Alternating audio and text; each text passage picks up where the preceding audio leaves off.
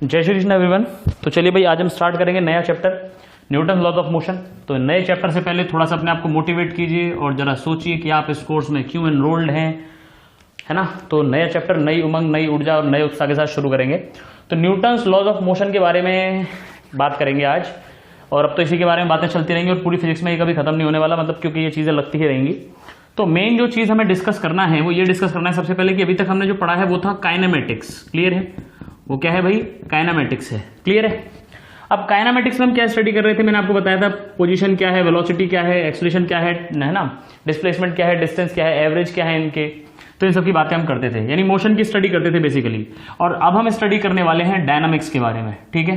किसके बारे में स्टडी करने वाले हैं? डायनामिक्स के बारे में। डायनामिक्स मतलब मोशन को जो अफेक्ट कर सकता है, उसका जो कॉज है, cause of affecting motion, cause of affecting motion. Clear है? इसके बारे में स्टडी करने वाले हैं भाई, cause of affecting the motion के बारे में स्टडी करने जा रहे हैं। तो आपको पता ही कि कॉज ऑफ अफेक्टिंग मोशन कौन होता है भाई? फोर्स होता है। तो बेसिकली फोर्स की स्टडी करने जा रहे हैं। सबसे पहले इस बात को अपने दिमाग में रख लीजिए कि भाई ये जो चैप्टर है पूरा का पूरा आपके फोर्स की स्टडी करेगा डिफरेंट सिचुएशन में और सिनेरियोज में। क्लियर है?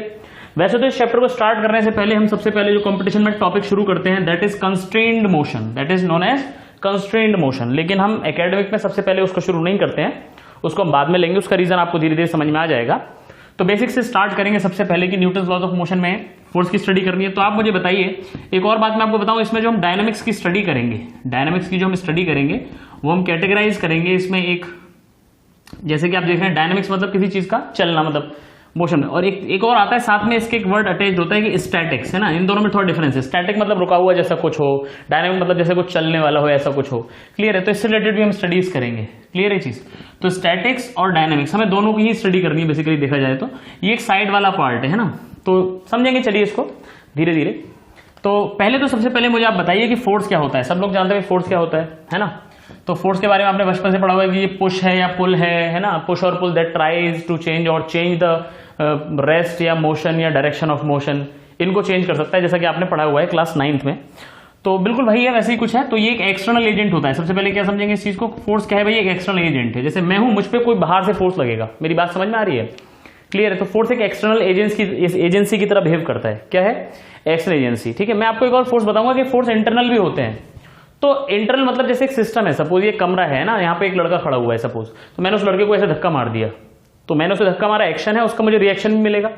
तो अगर इस एज अ होल मैं उस लड़के को और अपने आप को एक साथ देखता हूं तो हम एक सिस्टम बन जाएंगे ना भाई। देखो मैं अलग हूं और वो लड़का जो है वो अलग है भाई। क्लियर है?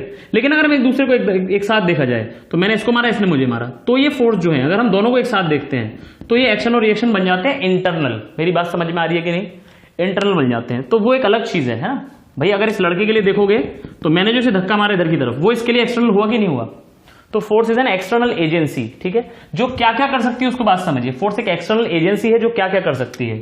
ठीक है? Can change the state of rest, it can change state of rest. बोलो मेरी बात समझ में आ रही है कि नहीं? क्या कर सकती है? रेस्ट की स्टेट को चेंज कर सकती है। Can change state of uniform motion, can change state of uniform motion. बोलो समझ आ रहा है कि नहीं? Can change state of uniform motion. अब इसमें दो बातें आ जाती हैं। एक क्या बदल सकती है? स्पीड वेरी कर सकता है फोर्स। क्या वेरी कर सकता है? स्पीड को वेरी कर सकता है ना। It can very the speed. Clear है? स्पीड को चेंज कर सकता है। या क्या कर सकता है? डायरेक्शन को चेंज कर सकता है कि नहीं भाई? यूनिफॉर्म मोशन में क्या कर सकता है? डायरेक्शन को चेंज कर सकता है, स्पीड को चेंज कर सकता है, या दोनों को चेंज कर सकता है, बोथ को चेंज कर सकता है। बात समझ में आ रही है? एग्जाम्पल देख लेते हैं। फॉर एग्जाम्पल अगर कोई स्ट्रेट लाइन पे कार जा रही है ना, और उसकी स्पीड बढ़ती चली जा रही है, तो देखो फोर्स ने बढ़ाई ना स्पीड, इंजन ने ज्यादा फोर्स लिया सड़क से, है ना। खैर, तो ज्यादा फोर्स लगा इस पे आगे की तरफ, तो इसकी स्पीड क्या होती जाएगी? बढ़ती जाएगी। ठीक है? तो ये चेंज कर सकता है यूनिफॉर्म मोशन को। मतलब इसकी वेलोसिटी पहले मान लो थी 15 मीटर पर सेकंड, फिक्स स्पीड से चल रहा था, फिक्स स्पीड से, यानी यूनिफॉर्म मोशन हो रहा था। तो क्या हुआ उसने और ज्यादा फोर्स लगा तो स्पीड बढ़ जाएगी, तो यूनिफॉर्म मोशन को चेंज कर दिया। या अगर फिक्स स्पीड से चल रहा है तो हो सकता है डायरेक्शन चेंज कर देनी। सर्कुलर मोशन जो आपने पढ़ा हुआ है, सर्कुलर मोशन में ऐसा हो सकता है ना, सर्कुलर मोशन यूनिफॉर्म हो, तो यूनिफॉर्म सर्कुलर मोशन में क्या होती है? सिर्फ डायरेक्शन चेंज होती है, स्पीड चेंज नहीं होती। ठीक है? तो circular motion, uniform circular motion कहते हैं, क्या मतलब है ध्यान समझिएगा कि स्पीड सेम है, बाकी मोशन यूनिफॉर्म इस सेंस में नहीं कि देखो डायरेक्शन तो वेलोसिटी की लगातार क्या हो रही है? चेंज हो रही है। ठीक है? तो यहां पे मैं यही बताना चाह रहा हूं कि यूनिफॉर्म मोशन में स्पीड को भी चेंज कर सकता है ये, और डायरेक्शन को भी चेंज कर सकता है। क्लियर है ये चीज? सर्कुलर मोशन का एग्जांपल है। क्या इसका एग्जांपल? सर्कुलर मोशन में क्या चेंज हो रहा है? डायरेक्शन चेंज होती है। भले स्पीड क्या है? कांस्टेंट है, लेकिन क्या चेंज हो रहा है? डायरेक्शन। ठीक है? तो आप इस सेंस में ये भी समझिए, अगर इन दोनों को आप कंक्लूड करके देखें, बहुत ध्यान से समझ पा रहे हो नहीं समझ पा रहे हो इस बात को, कई लोग इस बात को अलग अलग समझते हैं कि यूनिफॉर्म मोशन को चेंज करना मतलब सिर्फ स्पीड को चेंज करना, और डायरेक्शन को चेंज करना अलग बात है। डायरेक्शन को चेंज करना अलग बात है। इसीलिए वो इनर्शिया को, जैसे कंफ्यूजन कहां से आता है ये वाला मैं आपको बताऊं। ये कंफ्यूजन यहां से आता है, जैसे आपने इनर्शिया पढ़े हुए हैं तीन टाइप के। पहला पढ़ा है आपने इनर्शिया ऑफ रेस्ट, फिर पढ़ा है आपने इनर्शिया ऑफ यूनिफॉर्म मोशन, फिर पढ़ा है आपने इनर्शिया ऑफ डायरेक्शन। ठीक है, अगर आप अलग अलग भी पढ़ना चाहो इस वाली बात को, इस वाली बात को, तो कोई दिक्कत नहीं है, लेकिन ये इसी में इंक्लूड होता है। मैं आपको एक बात बता रहा हूं, आप चाहो तो ये लिख लो, can change state of rest और कैन चेंज यूनिफॉर्म मोशन। उसमें तीन चीजें हो सकती है, स्पीड वेरी करे, डायरेक्शन वेरी करे, या सब कुछ वेरी, दोनों वेरी कर जाए। या आप चाहो तो ऐसा भी कर सकते हो कि भाई can change the state of uniform motion, जिसमें आप सिर्फ स्पीड को कंक्लूड कर रहे हो, है ना, और साथ में ये भी कह दो can change the direction of motion, can change the direction, direction को आप अलग से इंक्लूड कर लो, तो मुझे उसमें कोई दिक्कत वाली बात नहीं है। बोलो मेरी बात समझ में आएगी नहीं? तो ये तीन तो ये कर ही सकता है, क्या, can change state of rest, can change state of uniform motion और can change direction of motion. बोलो ये बात समझ में आएगी नहीं? इसके अलावा क्या कर सकता है? क्या ये साइज में चेंज कर सकता है? साइज में चेंज कर सकता है ऑब्जेक्ट्स के, मतलब साइज और शेप में चेंज कर सकता है? बिल्कुल कर सकता है भाई। फोर्स के इफेक्ट्स ऐसे हो सकते हैं कि वो शेप में चेंज कर सकते हैं, क्लियर है। ओरिएंटेशन में चेंज कर सकते हैं, ओरिएंटेशन में भी कर सकते हैं, फोर्स के इफेक्ट्स ऐसे होते हैं, क्लियर है। जैसे कंप्रेशनल फोर्स साइज को कम कर सकता है, और टेंशन वाला फोर्स साइज को बढ़ा सकता है। जैसे किसी चीज को ऐसे स्ट्रेच कर देना, मेरी बात समझ में आ रही है? तो साइज शेप में चेंज कर सकता है। बोलो समझ आ रहा है कि नहीं? ऐसी फोर्स के कुछ इफेक्ट्स और भी होते हैं जिनको, जो ओरिएंटेशन में भी चेंज कर सकते हैं। जैसे डस्टर ऐसे है, रहेगा यही, बस ओरिएंटेशन अब इसका अलग हो गया, अब अलग हो गया, तो ये सब फोर्स की हेल्प से ही हो पा रहा है, क्लियर है। लेकिन स्टिल हम उनको इंक्लूड नहीं करते हैं, क्योंकि जनरल जो डेफिनेशन है उसमें यही सब आता है, क्लियर है। लेकिन आपको दिमाग में कोने में कहीं याद रखना है कि अच्छा, ये जो फोर्स की ही हेल्प से, फोर्स के ही कुछ इफेक्ट्स ऐसे भी होते हैं जो ओरिएंटेशन को भी चेंज कर सकते हैं, शेप और साइज को भी चेंज कर सकते हैं। बोलो मेरी बात समझ में आ रही है? तो बेसिक सी चीज थी, ये सब लोग जानते हैं, तो मैंने बस रिवाइज कराई आपको। क्लास 9 की बात है, इसमें कुछ नया नहीं मिला आपको, मतलब ठीक है। तो आइए जरा चलते हैं। अब हम एक चीज पढ़ेंगे सबसे पहले, जैसे हम कहते हैं इक्विलिब्रियम क्या होता है। क्या होता है भाई? इक्विलिब्रियम क्या होता है। अब इक्विलिब्रियम की बात कहां से आती है, सबसे पहले मैं आपको बताऊं। आपने पढ़ा हुआ है क्लास 9th में बैलेंस्ड फोर्स, अगर आपको याद हो तो। बैलेंस्ड फोर्स का क्या मतलब होता है साहब? बैलेंस्ड फोर्स का मतलब होता है कि टोटल फोर्स अगर किसी भी चीज पे 0 हो जाए तो हम कहेंगे बैलेंस हो गया वो फोर्स। क्या हो गया? बैलेंस। फॉर एग्जांपल ये ब्लॉक रखा हुआ है, यहाँ पे आपने इधर से लगाया 2 न्यूटन का फोर्स और इधर से भी लगाया 2 न्यूटन का फोर्स, क्लियर है चीज। तो इस तरीके से इस पे नेट फोर्स कितना हो गया? इस वक्त 0 हो गया। इस तरीके से सपोज करो इसका वेट लग रहा है नीचे 10 न्यूटन का वेट है इसका, और ऊपर इस पे एक और फोर्स लगा दिया F, और ये F और 10 इक्वल है, मतलब F इज इक्वल टू 10 है, मतलब 10 नीचे लग रहा है और 10 ही किसी ने ऊपर लगा दिया इस पे। बोलो बात समझ में आ रही? तो नेट फोर्स कितना हो जाएगा भाई? इससे ये कैंसिल हो जाएगा, इससे ये कैंसिल हो जाएगा भाई। जितना लेफ्ट है उतना ही राइट है, ठीक है, और फिर जितना अप है उतना ही डाउन है, इसलिए नेट फोर्स कितना आ गया? 0। तो जब ऐसे कहीं नेट फोर्स 0 आ जाता है तो उसको हम कहते हैं बैलेंस्ड फोर्स है। कैसा फोर्स है भाई? बैलेंस्ड फोर्स है। और जब फोर्स बैलेंस हो जाते हैं, मतलब किसी भी ऑब्जेक्ट पे नेट फोर्स जब 0 हो जाता है, मतलब उस पे नेट फोर्स कितना हो? 0। कोई नेट फोर्स ना हो, कई फोर्स हो सकते हैं लेकिन सबका मिला के कितना है आंसर? 0। सब एक दूसरे से कैंसिल हो जाए कुल मिला के, ठीक है। तो उस सिचुएशन में हम कहते हैं कि इक्विलिब्रियम है। तो जरा ध्यान से समझिए, बैलेंस फोर्स पे हम और आगे चर्चा कर लेंगे, डोंट वरी, लेकिन आपको आइडिया लग गया कि अच्छा ये किस सिचुएशन में है, क्लियर है। तो इक्विलिब्रियम को आप समझिए, बेसिकली इक्विलिब्रियम 2 टाइप्स का होता है। अभी हम बात करने वाले हैं ट्रांसलेशनल इक्विलिब्रियम की। देखिए हमने जो मोशन पढ़े ना अभी तक वो ट्रांसलेशनल पढ़े हैं, आगे जाकर हम रोटेशनल पढ़ेंगे, ठीक है। तो रोटेशनल भी हम इक्विलिब्रियम वहां पे बात करेंगे, है ना, रोटेशनल इक्विलिब्रियम। बोलो समझ में आ रहा है? कुछ कुछ थोड़ा थोड़ा। तो इसे क्या कर देंगे हम लेटर, हम इसके बारे में कब बात करेंगे? लेटर, चैप्टर नंबर 7 में बात करेंगे। चैप्टर नंबर 7 में इसकी हम बात करेंगे, और इसकी बात होती है चैप्टर नंबर 5 में। बोलो बात समझ में आ रही है? तो इसके लिए ये तो अभी हमारा नहीं है, आप ऐसे लिख दीजिएगा साइड में और लिख दीजिएगा ये चैप्टर 7 में हमको पढ़ना है। तो अभी हम बात करेंगे ट्रांसलेशनल इसकी इक्विलिब्रियम की, ट्रांसलेशनल इक्विलिब्रियम। तो ट्रांसलेशनल इक्विलिब्रियम का मतलब आप समझे, डिकोड करिए बहुत ध्यान से, सब लोग देखते जाएंगे भाई, ठीक है, बहुत ध्यान से देखिएगा। ट्रांसलेशनल इक्विलिब्रियम का मतलब है एक्सटर्नल जितने भी फोर्स हैं किसी चीज पे, उन सबका समेशन, मतलब सबको जोड़ करके आंसर आना चाहिए 0। बोलो बात समझ में आती है कि नहीं? क्लियर है। जैसा कि आप जानते हैं एक्स की स्टडी हम अलग कर सकते हैं, वाई की स्टडी अलग कर सकते हैं, जेड की स्टडी भी अलग कर सकते हैं, अगर कभी जरूरत पड़ी तो जेड की भी स्टडी कर सकते हैं ना अलग से। तो वही मैं कहना चाह रहा हूं कि एक्स की और वाई की स्टडी आप अलग कर सकते हो, जेड की स्टडी अलग कर सकते हो, क्योंकि तीनों डायरेक्शन एक दूसरे के म्यूचुअली परपेंडिकुलर हैं। ऐसा हमने काइनेमेटिक्स में भी किया है, ऐसा हम पूरी जिंदगी कर सकते हैं, कोई रोकने वाला टोकने वाला नहीं है साहब, क्लियर है चीज। तो नेट फोर्स कितना होगा? 0। इसका एक मतलब है, इसका यह भी मतलब है कि समेशन, ये समेशन साइन समझते हैं ना आप लोग, सम के लिए आता है, summation F X is equal to 0, यानी एक्स डायरेक्शन में कोई फोर्स ना हो, summation F Y is equal to 0 मतलब वाई डायरेक्शन में भी कोई फोर्स ना हो, summation F Z is equal to 0 मतलब जेड डायरेक्शन में भी कोई फोर्स ना हो। ये इसका मतलब है। टोटल फोर्स 0 होने का मतलब है ये और ये और ये तीनों, ये लिख लो या तो ये लिख लो, और करके हम ये भी कह सकते हैं कि ना एक्स में कोई फोर्स है, ना वाई में कोई फोर्स है, ना जेड में कोई फोर्स है। सपोज करो कभी ऐसा होता है, बहुत ध्यान से सुनना मेरी बात को, सपोज करो कभी ऐसा होता है कि एक्स में तो कोई फोर्स नहीं आ रहा, एक्स वाले फोर्स तो कैंसिल हो गए सारे, लेकिन वाई में फोर्स आ रहा है, वाई में जो है जीरो नहीं आ रहा आंसर, वाई में कुछ आंसर आ रहा है, मतलब वाई में फोर्स है, तो एक्स में इक्विलिब्रियम हो गया, एक्स में क्या हो गया इक्विलिब्रियम, एक्स डायरेक्शन में इक्विलिब्रियम है लेकिन वाई में इक्विलिब्रियम नहीं है। बोलो बात समझ में आई कि नहीं?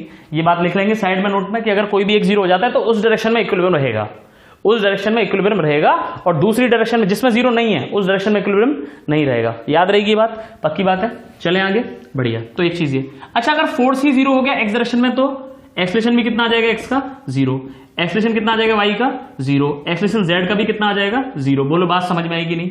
और अगर एक्सलेशन जीरो हो गया तो भाई वेलोसिटी क्या हो जाएगी, एक्स वाली भी कांस्टेंट, वाई वाली भी क्या हो जाएगी कांस्टेंट, जेड वाली भी क्या हो जाएगी वेलोसिटी कांस्टेंट। बात समझना, अगर ऐसा हो गया इसका मतलब ये तीनों बात सही है ना?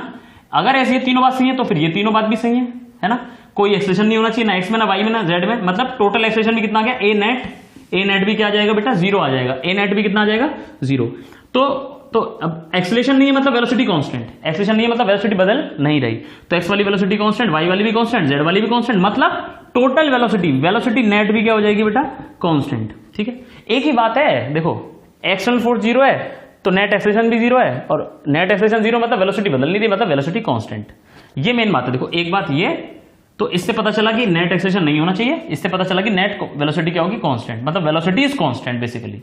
लेकिन इस बात के तीन मतलब है, तो मैं अलग अलग सी बात कर ले रहा हूं कि एक्स में जीरो, वाई में जीरो, जेड में जीरो, एक्स में जीरो, वाई में जीरो, जेड में जीरो, एक्स में कांस्टेंट, वाई में कांस्टेंट, जेड में कांस्टेंट। बोलो समझ आ रहा है कि नहीं? तो इक्विलिब्रियम क्या है भाई, किसी भी चीज पे जब नेट फोर्स कितना हो जाए जीरो हो जाए, मेरी बात समझ आएगा, उसे क्या कहते हैं इक्विलिब्रियम कहते हैं। उस केस में क्या होगा, उस केस में क्या होगा, एक्सेलेरेशन कितना हो जाएगा जीरो हो जाएगा, फोर्स जीरो हो जाएगा तो एक्सेलेरेशन भी कितना हो जाएगा जीरो हो जाएगा, वेलोसिटी क्या हो जाएगी कांस्टेंट हो जाएगी, वेलोसिटी क्या हो जाएगी कांस्टेंट हो जाएगी। बोलो बात समझ में आ रही कि नहीं? ठीक है, एक बात और बताऊं, मोमेंटम पढ़ा है आप लोगों ने, मोमेंटम क्या होता है मास इनटू वेलोसिटी, मोमेंटम क्या होता था मास इनटू वेलोसिटी। अगर वेलोसिटी कांस्टेंट हो गई भाई साहब, याद रखना ये वी वेक्टर है, वेलोसिटी है, ये वेक्टर लगा लेना सब पे, ठीक है, वेक्टर जरूर लगा लेना सब जगह, ठीक है। वेलोसिटी एक्स वाली, वेलोसिटी वाई वाली, मतलब ना ही मैग्नीट्यूड चेंज करेगा ना डायरेक्शन चेंज करेगी। वेलोसिटी क्या मतलब है, मैग्नीट्यूड और डायरेक्शन दोनों, तो दोनों कांस्टेंट है। अच्छा मोमेंटम क्या होता था, मोमेंटम वेक्टर होता था m इंटू वी, याद है ना, p इक्वल टू mv। तो अगर मास मेरा कांस्टेंट है, सपोज यूजुअली ज्यादातर चीजों का मास क्या रहता है कांस्टेंट, जैसे मैं बात करूंगा आपसे इस चैप्टर में, एक ब्लॉक है, ब्लॉक पे इतना फोर्स लग रहा है, ये हो रहा है वो हो रहा है, एक स्फीयर है, तो उन सबका मास क्या रहता है कांस्टेंट रहता है ना। तो for a constant mass system, याद रखें ट्रांसलेशनल इक्विलिब्रियम है, मतलब ये कंडीशन अगर सेटिस्फाइड है और कांस्टेंट मास सिस्टम है, लिख लेंगे for a constant mass system p is equal to constant. क्यों भाई, मास तो कांस्टेंट है ही उसका और साथ में वेलोसिटी कांस्टेंट आ ही रही है, तो मोमेंटम भी क्या हो जाएगा कांस्टेंट हो जाएगा, मोमेंटम भी नहीं बदलेगा। ठीक है, अब समरी सुनो, समरी क्या है, समरी ये है कि भाई ट्रांसलेशनल इक्विलिब्रियम का मतलब है एक्सटर्नल फोर्स होना चाहिए, नेट जीरो होना चाहिए। ऐड करके दिखा दो चाहे तो, सभी जितने भी एक्सटर्नल फोर्स हैं सबको मिला के आंसर क्या आना चाहिए जीरो। ए नेट एक्सेलेरेशन बॉडी का कितना आना चाहिए जीरो, वी यानी वेलोसिटी क्या जानी चाहिए कांस्टेंट, और अगर मास भी कांस्टेंट है, अगर क्या है मास भी कांस्टेंट है तो मेरा मोमेंटम भी क्या हो जाएगा कांस्टेंट। अब आप सोच रहे होंगे सर मास तो कांस्टेंट रहता है, ऐसा नहीं है बेटा। हम रॉकेट की भी स्टडी करेंगे, रॉकेट में नीचे से गैस निकलती चली जाती है और ऊपर रॉकेट बढ़ता चला जाता है, तो उसमें से गैस निकल रही है इसलिए उसका मास कांस्टेंट नहीं है, वो वेरिएबल मास है, क्लियर है। लेकिन ज्यादातर हम जो स्टडी करने वाले हैं उसमें मास क्या रहेगा कांस्टेंट। तो ये चार बातें मेन है, क्लियर है। और ये चारों बातें आप एक्स में अलग लिख सकते हो, वाई में अलग लिख सकते हो, जेड में अलग लिख सकते हो, ठीक है। मैं बता देता हूं, जैसे सपोज ये तो लिख ही लिया होगा आप लोगों ने, सपोज मैं कहूं आपसे अगर एफ एक्स जीरो हो गया तो एक बात गारंटी की है, एक्सेलेरेशन एक्सेलेरेशन नहीं होगा, एक्स वाली वेलोसिटी चेंज नहीं होगी, एक्स वाला मोमेंटम चेंज नहीं होगा। ऐसे वाई में लिख सकते हो, वाई वाई वाई वाई, ऐसी जेड में लिख सकते हो, क्लियर है। सपोज करो एक्स में तो ऐसा हो गया लेकिन वाई में ऐसा नहीं हो रहा, मतलब एक्स में तो इक्विलिब्रियम है लेकिन वाई में इक्विलिब्रियम नहीं है। बोलो बात समझ में आ गई कि नहीं आ गई, क्लियर है ये चीज, ठीक है। तो मैं आपसे क्वेश्चन पूछ रहा हूं, आप आंसर करते हुए चले जाएंगे मेरे को। जल्दी से बताइए, जल्दी से बताइए, जल्दी से बताइए, इक्विलिब्रियम में नेट फोर्स कितना होता है भाई, इक्विलिब्रियम में अगर कोई बॉडी है तो वो नेट फोर्स कितना है उसका जल्दी से बताओ। बिल्कुल सही आंसर बताया, इक्विलिब्रियम मतलब नेट फोर्स जीरो होना है। बताइए इक्विलिब्रियम में अगर बॉडी है तो एक्सेलेरेशन क्या होगा भाई, बताओ जल्दी से, क्या होगा, आपने कहा जीरो होगा। बताओ इक्विलिब्रियम में अगर कोई बॉडी है तो क्या वो रुकी हुई होगी या चल रही होगी, बताओ जल्दी से फटाफट। तो कुछ लोग कह रहे हैं सिर्फ रुकी हुई होगी, जो कह रहे हैं रुकी हुई होगी यानी कि स्टॉप्ड रहेगी, है ना, स्टे स्टॉप्ड जो करेगी भाई वो गलत कह रहे हैं। बहुत ध्यान से सुनिए, अगर कोई चीज रुकी हुई है, बहुत ध्यान से सुन लीजिए मेरी बात को, मैंने क्या कहा, इक्विलिब्रियम में मेरे पास क्या आया था अभी, ट्रांसलेशनल इक्विलिब्रियम में हमने देखा कि velocity is constant, velocity is constant, constant. अब जैसे फॉर एग्जांपल मैं कहूं velocity is 5i cap plus 2j cap, constant है? जी हाँ कांस्टेंट है, लेकिन जीरो तो नहीं है ना, ठीक है। तो इक्विलिब्रियम से कुछ लोग ऐसा समझ लेते हैं कि चीज रुकी रहेगी, नेट फोर्स जीरो मतलब चलेगी नहीं। बहुत ध्यान से सुनना, नेट फोर्स जीरो का मतलब क्या सोच लेते हैं? चलेगी ही नहीं। नहीं बेटा, ऐसा मतलब नहीं है इस बात का। नेट फोर्स जीरो का मतलब चल सकती है लेकिन वेलोसिटी बदलेगी नहीं, फिक्स रहेगी वेलोसिटी। बात समझ में आएगी नहीं? नेट फोर्स जीरो का मतलब है नेट एक्सेलरेशन जीरो। कैसे? अरे F बराबर ma तो पढ़ा हुआ है यार तुम लोगों ने।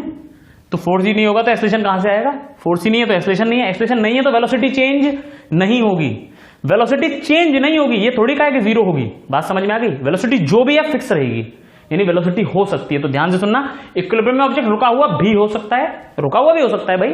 सपोज मैं रुका हुआ हूं, मेरे पे नेट फोर्स कितना है? जीरो, यानी मैं इक्विलिब्रियम में भी हूं, रुका हुआ भी हूं। क्लियर है? स्टैटिक हूं। बोलो बात समझ में आएगी नहीं? ठीक है। और चल भी सकती है, ऑब्जेक्ट चल भी सकता है इक्विलिब्रियम में, लेकिन चलेगा कैसी वेलोसिटी से? कांस्टेंट वेलोसिटी से। Very good. तो समझ लो, याद रखना, नोट करके लिख लो, in equilibrium object can be at rest, object rest पे भी हो सकता है, और can be moving with constant velocity. Object can be at rest पे भी हो सकता है, एंड और can be moving with constant velocity. Clear है? तो इसीलिए इक्विलिब्रियम को हम दो पार्ट में, ट्रांसलेशनल वाला जो पढ़ा है मैंने आपको, कौन सा?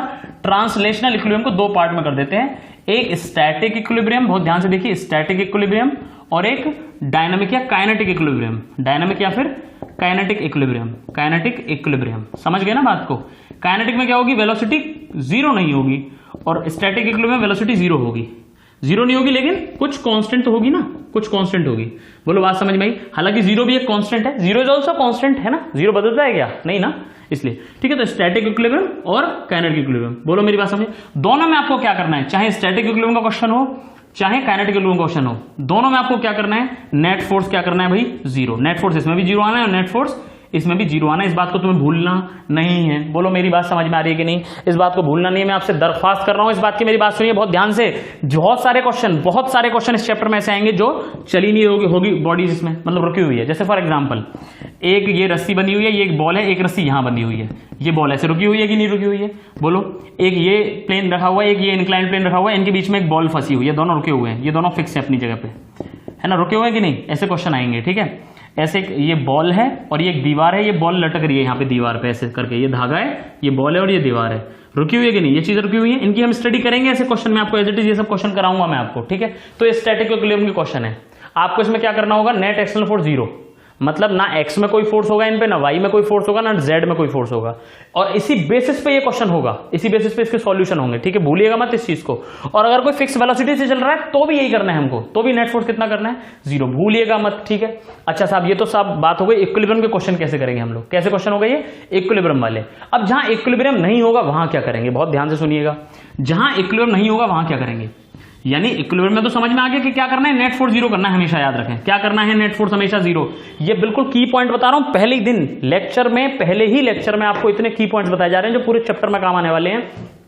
ये की पॉइंट्स अगर तुम भूल गए, बिल्कुल नोट कर लो इस बात को दिमाग में, बिल्कुल इस चैप्टर को शुरू कर रहे हो, गांठ बांध लो दिमाग में एकदम कि भाई मुझे क्या करना है। जब भी मुझे कोई चीज रुकी हुई दिखाई दी जिसकी मैं स्टडी कर रहा हूं, या कोई स्पीड कांस्टेंट स्पीड से चल रहा है, तो मुझे क्या करना है क्वेश्चन में? मुझे नेट फोर्स उस पर जीरो करना है, बात खत्म।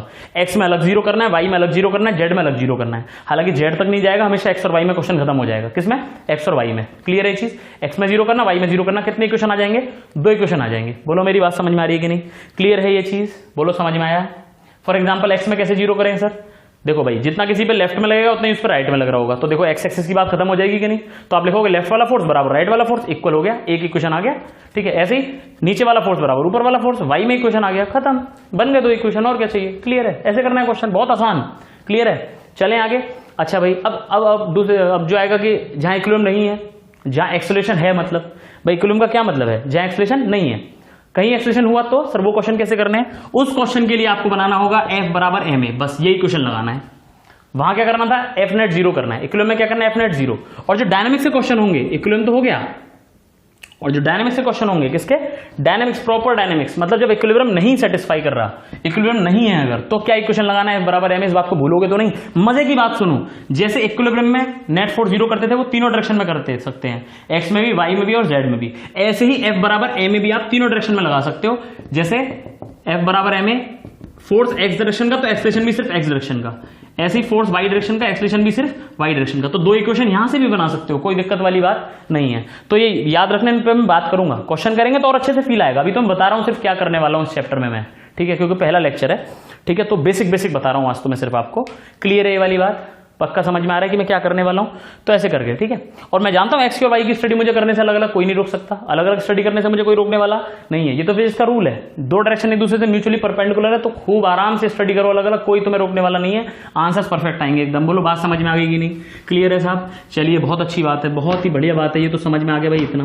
अब बहुत ध्यान से करिए, क्वेश्चन न्यूमेरिकल सॉल्विंग कैसे करनी है आपको इस चैप्टर में, बहुत ही इंपॉर्टेंट बात। न्यूमेरिकल सॉल्विंग टेक्निक बहुत ध्यान से लिखिए फटाफट से, न्यूमेरिकल सॉल्विंग टेक्निक। चलिए भैया अब ये बता रहे हैं आपको न्यूमेरिकल सॉल्विंग टेक्निक क्या है, ठीक है। सबसे पहली बात लिखिए, सबसे पहला स्टेप है इसमें, बहुत ध्यान से। सबसे पहला स्टेप क्या करना है, लिखिए draw FBD of the interested part, draw FBD of the interested body, of interested body या of body of interest, of body of interest या particle of interest, body slash particle of interest. जिसमें भी आपको interest है, जिसपे भी question पूछा गया है, उसका एफबीडी बनाइए। क्या बनाइए? एफबीडी। अब ये क्या चीज है भाई? ये क्या चीज है? ये चीज क्या है भाई? याद रखें, इसका नाम है फ्री बॉडी डायग्राम। क्या चीज है भाई ये? This is free body diagram, this stand for free body diagram. Free body diagram, free का क्या मतलब है? फ्री का क्या मतलब है? इसके स्टेप्स लिखते हैं, सब स्टेप्स हैं इसके। क्या लिख रहे हैं भाई? सब स्टेप। पहला स्टेप क्या करना है फ्री बॉडी डायग्राम बनाने में? सब स्टेप्स कर रहे हैं। पहला बॉडी, ठीक है, make the body of interest free of all contacts. मेरी बात ध्यान से सुन लीजिए, मेक द बॉडी ऑफ, लिखिए make the body of interest free of all contacts, free of all contacts. जैसे फॉर एग्जांपल, जैसे मैंने तुम्हें बताया ये एक है इंक्लाइन प्लेन, ये इंक्लाइन प्लेन में बीच में बॉल फंसी हुई है, तो मुझे बॉल का एफबीडी बनाना है, तो बस सिर्फ बॉल का बनाऊंगा मैं, ऐसे सिर्फ बॉल ले ली मैंने। क्लियर है? साथ में एग्जांपल भी दिखाता जा रहा हूं, साइड में लिख लेना। ये फिक्स इंक्लाइन प्लेन है, ये भी फिक्स इंक्लाइन प्लेन है, इसके बीच में ऐसे करके मेरी बॉल फंसी हुई है, तो ये बॉल का एफबीडी बना रहा हूं मैं। किसका एफबीडी बना रहा हूं? बॉल का एफबीडी बना रहा हूं। बोलो पहला स्टेप समझ में आया? आपने लिखा होगा, क्या लिखा होगा? Make the body free of all contact. तो देखो जितने भी कॉन्टेक्ट है सबसे हटा दिए, अकेली बॉडी बनाई है। क्लियर है चीज? अगली चीज लिखिए, नेक्स्ट चीज लिखिए, नेक्स्ट लिखिए, नेक्स्ट देखिए draw all the field forces. अब ये फील्ड फोर्सेस क्या है बात करेंगे, डोंट वरी। लिखो अभी सिर्फ draw all the field forces, draw all field forces, ठीक है। अब लिख लो ब्रैकेट में। तो मैं क्या करना है, फील्ड फोर्स के नाम पे तुम्हें सिर्फ एक ही काम करना है, ठीक है, ड्रॉ ऑल फील्ड फोर्सेस। तो तुम्हें ब्रैकेट में लिखना, मतलब इसका तुम्हें मतलब क्या करना है समझना ध्यान से। Draw the weight of body, weight of body vertically downward, बस तुम्हें इतना ही काम करना है एक्चुअली। इसका मतलब ये है। फील्ड फोर्स क्या होते हैं सब तुम्हें समझ में आ जाएगा, डोंट वरी, चिंता मत करो। लेकिन तुम्हें इसके नाम पे करना क्या है, draw the weight of body vertically downward. For example इसका मास m ले लेते हैं, ठीक है। तो दूसरा स्टेप में देखो क्या करा है आपने इसका मास m लिया, तो आपको क्या दिखाना है, बॉडी, ये mg फोर्स दिखाना है इसका, दिस इज वेट। याद रखें वेट का फॉर्मूला क्या है, वेट होता है मास इंटू ग्रेविटी। वेट क्या होता है, मास इंटू ग्रेविटी, भूलोगे तो नहीं। तो वेट हमेशा कहां काम करता है हमारा, नीचे की तरफ, अर्थ के सेंटर की तरफ लगता है ना, तो हमेशा ऐसे वर्टिकली डाउनवर्ड दिखाना होता है mg। क्लियर है? तो सबसे पहला काम क्या करना है, बॉडी को फ्री कर लीजिए। दूसरा काम क्या करना है, उसका वेट दिखा दीजिए नीचे की तरफ। जैसे मास m है तो g से मल्टीप्लाई कर दो और आंसर वेट आ जाएगा, बस दैट्स इट। फॉर एग्जाम्पल मैं कहूं इसका मास 1 kg होता, तो आप लिखते 1 kg इंटू 10, यानी 10 न्यूटन आता आंसर। तो आप नीचे की तरफ कितना न्यूटन दिखाते फोर्स, 10 न्यूटन। ध्यान से सुनते जाइए, आपको क्या क्या करना है भाई, कितना फोर्स दिखाते आप, 10 न्यूटन दिखाते। क्लियर है? अरे इस चैप्टर में ऐसी कंसेप्चुअली आगे बढ़ना है, बहुत ज्यादा थ्योरेटिकल कॉन्सेप्ट नहीं है इस चैप्टर में। इस चैप्टर में न्यूमेरिकल कॉन्सेप्ट्स हैं, तो ध्यान से समझते जाओ, जैसे बताता जा रहा हूं तभी क्वेश्चन हो पाएंगे तुमसे। अगर तुम्हें मजा लेना है इस चैप्टर का तो जैसे बता रहा हूं वैसे जाओ, बहुत ज्यादा थ्योरी पे ध्यान देना नहीं है। क्लियर है ये चीज? थ्योरी इसमें है ही नहीं कुछ, इसमें न्यूमेरिकल्स ही ज्यादा है। क्लियर है ये चीज? चले भाई, और मैंने आपसे कहा था यहां से फिजिक्स असली स्टार्ट होगी, यहां से असली फिजिक्स स्टार्ट होगी। क्लियर है? अरे चले क्या, चलिए भाई अगला स्टेप करें। चलिए भाई नेक्स्ट स्टेप करते हैं। अगला स्टेप क्या करना है, ड्रॉ नेक्स्ट स्टेप देखिए, draw all contact forces,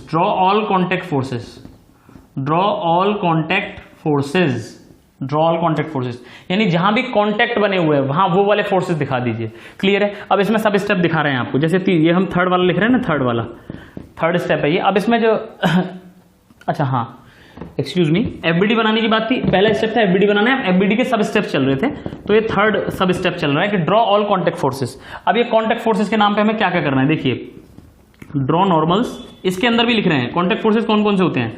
contact forces like, पहले बता दो कॉन्टैक्ट फोर्सेस कौन कौन से हैं, normal comma tension comma spring force, बस आपको तो इसी पे ध्यान रखना है, कॉमा स्प्रिंग फोर्स, ठीक है, spring force, friction also, friction. लेकिन अभी इनिशियली जो हम करेंगे उसमें फ्रिक्शन नहीं होगा, याद रखना, फ्रिक्शन एक अलग ही चैप्टर स्टार्ट होगा, मतलब टॉपिक ही अलग स्टार्ट होगा एकदम। अभी मैं जितना भी तुम्हें पढ़ाऊंगा उसमें कहीं भी कोई फ्रिक्शन नाम की चीज नहीं होगी।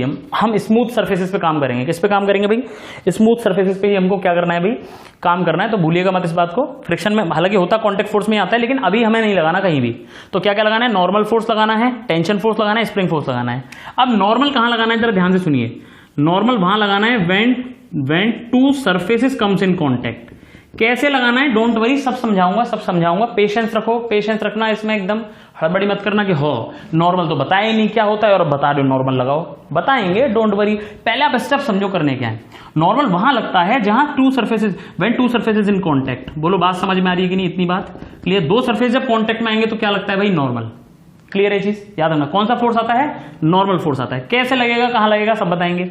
अच्छा भाई, टेंशन कब लगता है, स्ट्रिंग जब आ जाएगी, जब रस्सी आ जाएगी कोई, क्या आ जाएगी, स्ट्रिंग जब आ जाएगी तो समझ लो टेंशन लगने वाला है। और स्प्रिंग आ जाएगी तो स्प्रिंग फोर्स लगेगा, स्प्रिंग आ जाएगी तो स्प्रिंग फोर्स। तो ध्यान से सुना, स्प्रिंग फोर्स कब लगेगा, स्प्रिंग फोर्स कब लगता है, जब स्प्रिंग आ जाती है पिक्चर में। क्या आ जाती है, स्प्रिंग। फ्रिक्शन कब लगता है, हालांकि अभी मैं लगाऊंगा नहीं, कहीं भी मैं बता चुका हूं। अभी हम जितने क्वेश्चन करेंगे वो सब स्मूथ वाले होंगे। अभी कुछ लेक्चर्स तक हम जो क्वेश्चन करेंगे वो स्मूथ सर्फेस पे होंगे, ठीक है। तो फ्रिक्शन कब लगना है, जब रफ सरफेस आ जाए कॉन्टैक्ट में, rough surface in contact, rough surfaces in contact. बोलो बात समझ में आएगी नहीं। हालांकि मुझे अभी इस पे कुछ भी करने वाला नहीं हूं मैं। तो ये क्या थे, ये तुम्हारा एफबीडी बन के तैयार हो चुका है 3 स्टेप्स में। बोलो मेरी बात समझ में आ गई कि नहीं। ये किसमें, कितने स्टेप्स में तैयार हुआ भाई एफबीडी, 3 स्टेप्स में तैयार हो चुका है तुम्हारा एफबीडी बन करके। क्लियर है। तो पहला मेन स्टेप तुम्हारा खत्म हुआ एफबीडी बनाने का, ठीक है। अब दूसरे स्टेप की तरफ जा रहे हैं, दूसरे स्टेप की तरफ जा रहे हैं। Check for equilibrium, check for equilibrium. दूसरा स्टेप क्या है, check for equilibrium, check for equilibrium in all directions, in all directions, all directions, ठीक है, इन ऑल डायरेक्शन। फिर मतलब आगे इसी में कंटिन्यू कर रहे हैं। If equilibrium in any direction is found, in any direction is found, अगर मिला इक्विलिब्रियम है ना, जैसे बॉल वाली क्वेश्चन था, तो बॉल कहीं नहीं जा रही, मतलब इक्विलिब्रियम है। किस डायरेक्शन में इक्विलिब्रियम, हर डायरेक्शन में इक्विलिब्रियम है। अगर कोई चीज रुकी हुई है फिर तो एक्स में भी उस पर नेट फोर्स 0 है, वाई में भी 0 और जेड में भी 0, फिर तो हर डायरेक्शन में क्या है, इक्विलिब्रियम है। एक्स में भी इक्विलिब्रियम है, वाई में भी है, जेड में भी है, ठीक है। अगर किसी डायरेक्शन में इक्विलिब्रियम मिलता है, is found, then balance the forces in that direction, then balance the forces in that direction, in that direction. मेरी बात समझ में आ रही है कि नहीं, पहले बताओ। ओहो, एक चीज, सॉरी सेकंड स्टेप ये लिख लिया होगा ना आप लोगों ने, मुझे पता था। एक छोटी सी प्लीज थोड़ा सा इसको या तो तुम्हें काटना पड़ जाएगा। एक्चुअली सेकंड स्टेप दूसरा हमें एक और लिखना है, ये थर्ड स्टेप है, दिस इज थर्ड स्टेप, ठीक है। सेकंड स्टेप बहुत ध्यान से सुन लीजिए, ठीक है। पहले क्या करा तुमने, एफबीडी बना लिया, उस पर सारे फोर्स दिखा दिए, ठीक है। फ्री करी बॉडी, क्या कर दिया, उस पर सारे फोर्स दिखा दिए, इतना तक ठीक है ना। दूसरा स्टेप जो है, नाउ टेक कॉम्पोनेंट्स या make components of all forces in, बहुत ध्यान से, in x and y direction, in x and y separately.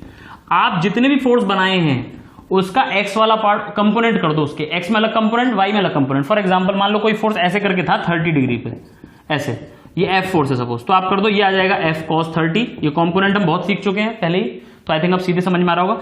जिधर 30 उधर cos 30 और दूसरा वाला f sin 30। तो देखो ना, जो भी फोर्स है उसका x में अलग कंपोनेंट हो गया, y में अलग कंपोनेंट हो गया। क्लियर है ये चीज। अब इसी में लेकिन अभी आगे कंटिन्यू करना है आपको, ठीक है। चॉइस ऑफ एक्स वाई, अब एक्स और वाई किधर लेनी है, जैसे नॉर्मल तो एक्स और वाई इधर लेते हैं हम लोग, एक्स और वाई तो ज्यादातर क्वेश्चन में इधर ही लेना होगा।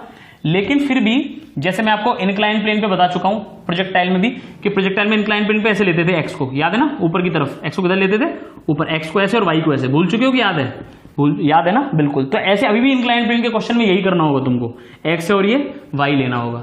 सर्कल के क्वेश्चन में क्या करते थे, सर्कल के क्वेश्चन में एक्स लेना होगा सेंटर की तरफ और वाई लेना होगा उसके परपेंडिकुलर। याद रखना, सेंटर की तरफ कौन, एक्स, वाई कैसे उसके परपेंडिकुलर।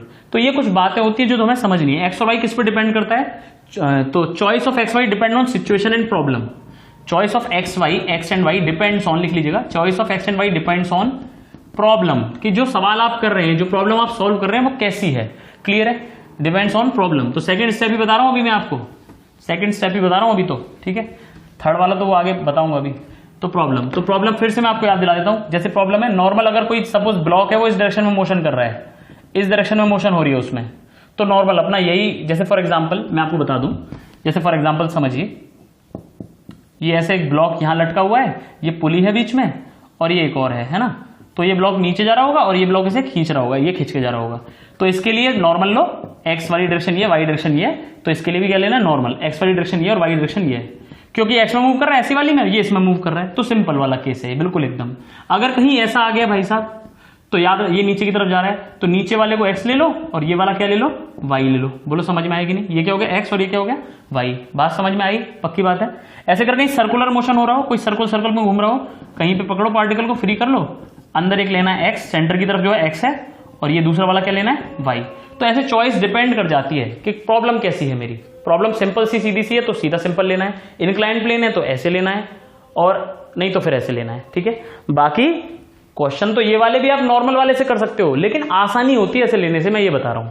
अगर आपको एक्स वाई सब क्वेश्चन में ऐसे लेना है तो आप ले लो, लेकिन बहुत टफ हो सकता है कभी कभी क्वेश्चन, और पता चलेगा अगर ऐसे ले लो इसमें एक्स वाई तो बहुत आसान हो जाएगा, बहुत अच्छे से क्वेश्चन हो जाएगा, ठीक है। तो इसलिए ऐसे चॉइस को प्रेफर किया जा रहा है। मेरी बात समझ में आ गई कि नहीं?